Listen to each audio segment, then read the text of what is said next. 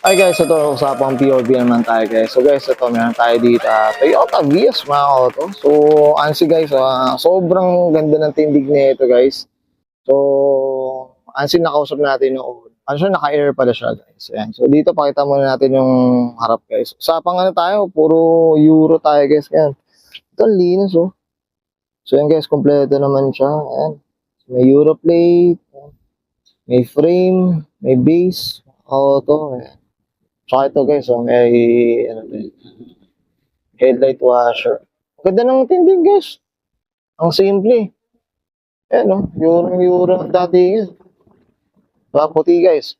Ayan, tapos ang ganda ng mugs guys. Ayan. So hindi ako sigurado guys kung ano yung mugs na ganito guys. Pero sobrang neat niya tingnan guys. Ito naman guys, makita natin ito. Ano siya naka clear tint siya guys. Sobrang pogi. Actually, maganda rin tayo pag clear tint na rin tayo ngayon guys.